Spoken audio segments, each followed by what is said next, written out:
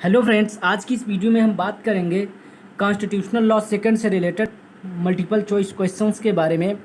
अगर आप हमारे चैनल पर पहली बार आए हैं तो चैनल को सब्सक्राइब जरूर करिएगा और नोटिफिकेशन पाने के लिए बेल ऑन कर लीजिएगा और अपने मित्रों के साथ, अपने दोस्तों के साथ इस वीडियो को ज़्यादा से ज़्यादा शेयर करें और वीडियो अच्छी लगे तो लाइक करिएगा। तो चलिए बात करते हैं क्वेश्चंस की, तो हमारे साथ वीडियो में अंत तक बने रहिएगा। पहला क्वेश्चन क्या कहता है? समता एक सकारात्मक अवधारणा है। कोई भी व्यक्ति अवैधानिकता में समता का क्लेम नहीं कर सकता, यह मत व्यक्त किया गया। तो याद रखिए, समता एक सकारात्मक अवधारणा है। कोई भी व्यक्ति असंवैधानिकता में समता का क्लेम नहीं कर सकता। ठीक है, यह मत जो है Uttar Pradesh state sugar corporation limited बनाम संतराज सिंह के वाद में जो है, ठीक है, व्यक्त किया गया था। ठीक है, तो यहाँ पर आपका क्वेश्चन नंबर 1 में आपका बी ऑप्शन बिल्कुल सही होगा। Uttar Pradesh state sugar corporation limited बनाम संतराज सिंह। ठीक है, क्वेश्चन नंबर दूसरा क्या कहता है? अनुच्छेद 14 के अंतर्गत युक्ति युक्त वर्गीकरण के आधार हैं।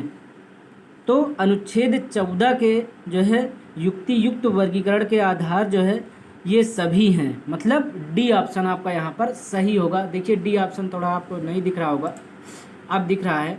ठीक है, तो ये सभी सही है यहाँ पे, और इनको याद कर लीजिएगा आप लोग। मतलब अनुच्छेद 14 के अंतर्गत जो युक्ति युक्त वर्गीकरण के आधार हैं, इनको याद करिए, मतलब याद रखिएगा आप लोग ऐतिहासिक आधारों पर और शिक्षा के आधार पर और कराधान विधियों के संबंध में। ठीक है, ये सभी। ठीक है, तो क्वेश्चन नंबर दूसरे में आपका डी ऑप्शन बिल्कुल सही है। क्वेश्चन नंबर तीसरा क्या कहता है? अनुच्छेद 14 के अंतर्गत एक व्यक्ति स्वयं एक वर्ग माना जा सकता है। इस प्रकार का विनिश्चय निम्नलिखित किस वाद में किया गया है? तो आपको वाद चुनना है कि एक व्यक्ति स्वयं एक वर्ग माना जा सकता है। ठीक है, ये जो है किस वाद में किया गया है इसका विनिश्चय। ठीक है, इस प्रकार का विनिश्चय, ठीक है, किस वाद में किया गया है? तो भाई क्वेश्चन नंबर तीसरे में आपका सी ऑप्शन बिल्कुल सही है, मतलब चिरंजीत लाल बनाम यूनियन ऑफ इंडिया वाद में। क्वेश्चन नंबर 4 क्या कहता है? निम्नलिखित में से कौन से वाद में उच्चतम न्यायालय ने विमान परिचारिकाओं की सेवा शर्तों के संबंध में बनाए गए विनियमों को असंवैधानिक घोषित कर दिया? तो क्वेश्चन नंबर 4 में यहाँ पर आपका बी ऑप्शन बिल्कुल सही है, एयर इंडिया बनाम नरगिस मिर्जा वाद में। ठीक है, कौन सा ऑप्शन सही हुआ आपका? क्वेश्चन नंबर 4 में बी ऑप्शन बिल्कुल सही है। क्वेश्चन नंबर 5 क्या कहता है? सार्वजनिक स्थानों में प्रवेश के लिए धर्म, मूलवंश, जाति, लिंग, जन्म स्थान के आधार पर भेदभाव नहीं किया जाएगा। यह प्रावधान संविधान के किस अनुच्छेद से संबंधित है? तो ये प्रावधान जो है अनुच्छेद 15 से संबंधित है। मतलब आपका क्वेश्चन नंबर 5 में बी ऑप्शन बिल्कुल सही है। क्वेश्चन नंबर 6 क्या कहता है? निम्नलिखित में से कौन सा वाद अनुच्छेद 14 के अंतर्गत किए जाने वाले युक्ति युक्त वर्गीकरण से संबंधित हैं? तो क्वेश्चन नंबर 6 में आपका ए ऑप्शन बिल्कुल सही होगा, अमीरुन्निसा बनाम महबूब। ठीक है,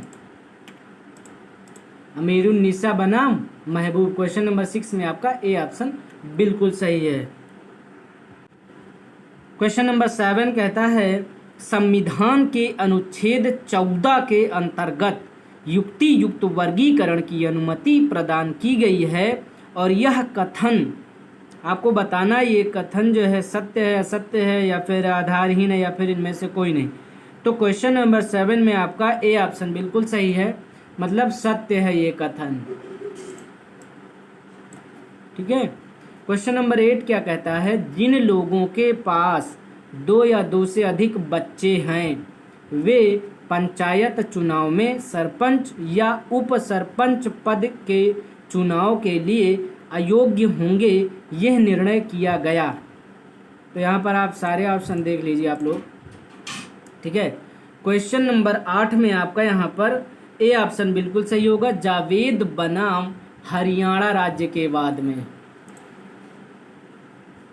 तो क्वेश्चन नंबर 8 में आपका ए ऑप्शन बिल्कुल सही है।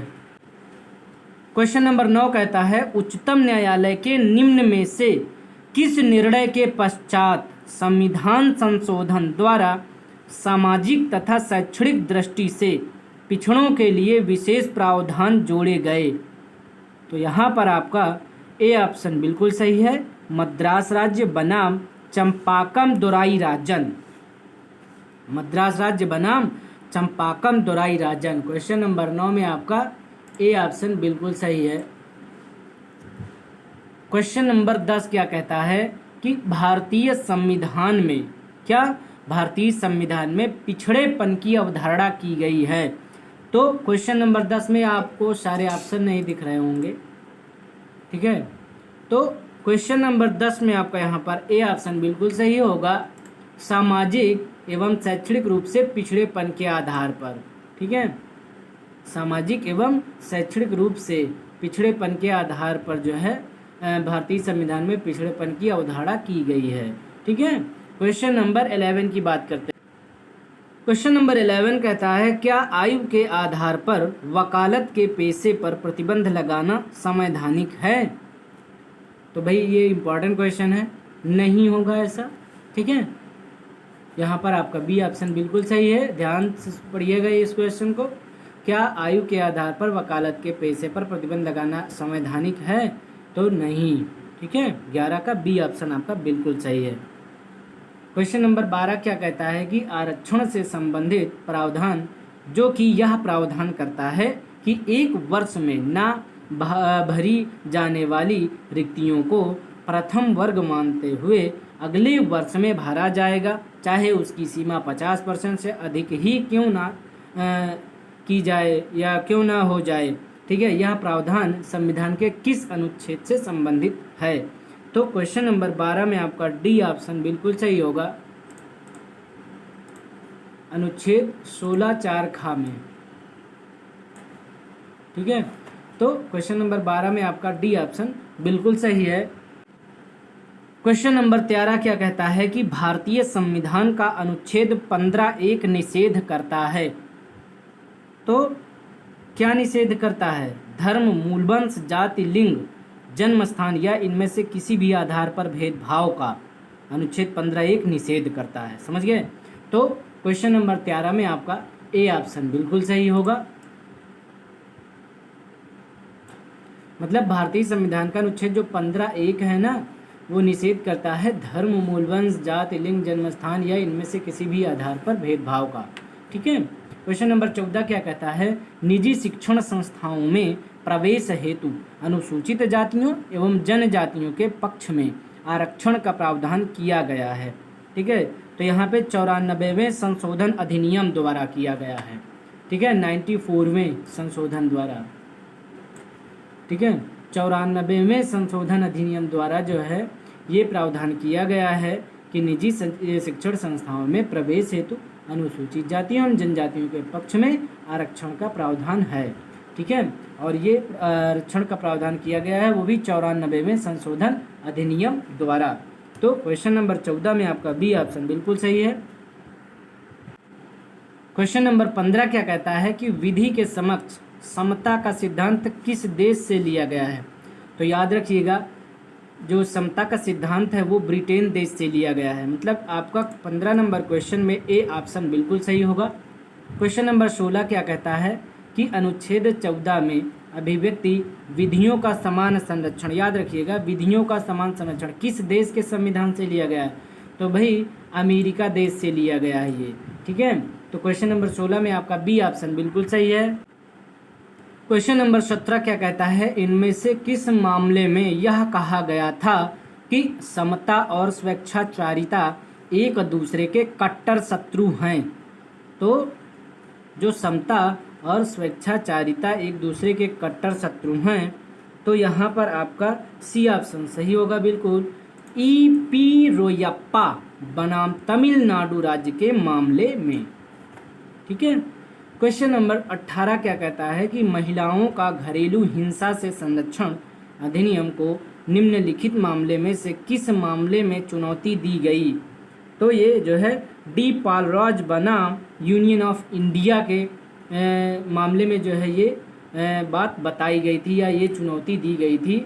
ठीक है, ये वार्निंग दी गई थी कि डी पालराज बनाम यूनियन ऑफ इंडिया के बाद में। ठीक है, मतलब महिलाओं का जो घरेलू हिंसा से संरक्षण अधिनियम जो दिया गया है तो वो डी पालराज बनाम यूनियन ऑफ इंडिया के मामले में जो है चुनौती दी गई है।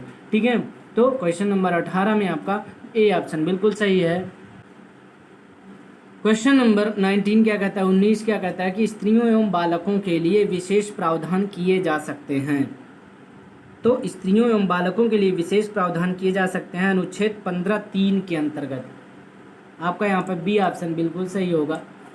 जो स्त्रियां हैं और बालक हैं, स्त्रियों एवं बालकों के लिए विशेष प्रावधान किए जा सकते हैं तो वो अनुच्छेद 15(3) के अंतर्गत किया जा सकता है। ओके, बात करते हैं क्वेश्चन नंबर 20 की। निम्नलिखित में से किस महत्वपूर्ण वाद में उच्चतम न्यायालय ने अभी निर्धारित किया है कि एक उच्च जाति की महिला यदि पिछड़ी जाति के पुरुष सदस्य से विवाह कर लेती है तो वह आरक्षण की हकदार नहीं होगी। तो यहाँ पर आपका कौन सा ऑप्शन सही होगा? बी ऑप्शन यहाँ पर आपका बिल्कुल सही होगा, नारायण शर्मा बनाम पंकज कुमार। ठीक है, क्वेश्चन नंबर 20 में आपका बी ऑप्शन बिल्कुल सही होगा, याद रखिएगा। क्वेश्चन नंबर 21 कहता है अनुच्छेद 15 में दिए गए अधिकार केवल नागरिकों को ही प्रदान किए गए हैं, विदेशियों को नहीं, जबकि अनुच्छेद 14 के अंतर्गत अधिकार नागरिकों और गैर नागरिकों को दोनों को समान रूप से प्राप्त है। तो यह कथन जो है सत्य है या असत्य है या निराधार है या फिर इनमें से कोई नहीं? तो ये सत्य बात है, बिल्कुल सत्य बात है। मतलब ए ऑप्शन आपका बिल्कुल सही है दोस्तों। ठीक है, मतलब अनुच्छेद 15 में याद रखिएगा कि अनुच्छेद 15 में जो दिए गए अधिकार हैं केवल नागरिकों को ही प्रदान किए गए हैं, विदेशियों को नहीं, जबकि अनुच्छेद 14 के अंतर्गत अधिकार नागरिकों और गैर नागरिकों को दोनों को समान रूप से प्राप्त है। ठीक है, तो यहाँ पर ये कथन सत्य है। 21 का ए ऑप्शन बिल्कुल सही होगा। चलिए बात करते हैं क्वेश्चन नंबर 22 की। क्वेश्चन नंबर 22 क्या कहता है, अनुच्छेद 16(4) का प्रोन्नति में आरक्षण की अनुमति देता है। तो इसके सारे ऑप्शन आप लोग देख लीजिए पहले। तो याद रखिएगा अनुच्छेद 16(4) का प्रोन्नति में आरक्षण की अनुमति देता है अनुसूचित जाति एवं जनजाति दोनों के लिए। मतलब यहाँ पर आपका सी ऑप्शन बिल्कुल सही होगा, अनुसूचित जाति के लिए भी और जनजाति के लिए भी, मतलब दोनों जाति के लिए अनुच्छेद 16(4) का प्रोन्नति में आरक्षण की अनुमति देता है। तो याद रखिएगा ये बहुत ही इंपॉर्टेंट क्वेश्चंस हैं, ये क्वेश्चंस पूछे जाएंगे आपके एग्जाम में। आई होप कि आपको वीडियो पसंद आई होगी। आप लोग लाइक करिए वीडियो को, प्लीज़। आप लोग वीडियो को लाइक नहीं करते हैं तो आप लोग वीडियो को लाइक करिए, अपने दोस्तों के साथ, मित्रों के साथ, फ्रेंड्स के साथ ज़्यादा से ज़्यादा वीडियो को शेयर करें ताकि आप भी तैयारी कर रहे हैं और आपके मित्र लोग भी आपके साथ साथ तैयारी कर सके एग्ज़ाम की। क्योंकि एग्ज़ाम आप लोगों का जो कानपुर यूनिवर्सिटी से रिलेटेड है, स्टूडेंट जो देख रहे हैं वीडियो को, उनका एग्ज़ाम जो है इवेंट सेमेस्टर वालों का नवंबर में होगा। तो डेट भी दी गई है, तो आप लोग तैयारी कंटिन्यू करते रहें। ठीक है, आप लोग अपने मित्रों के साथ ज़्यादा से ज़्यादा वीडियो को शेयर करें ताकि अपने एग्ज़ाम की अच्छे से तैयारी कर सकें और अच्छे मार्क्स ला सकें। तो चलिए दोस्तों, अब हम आपसे नेक्स्ट वीडियो में मिलेंगे। बहुत बहुत धन्यवाद।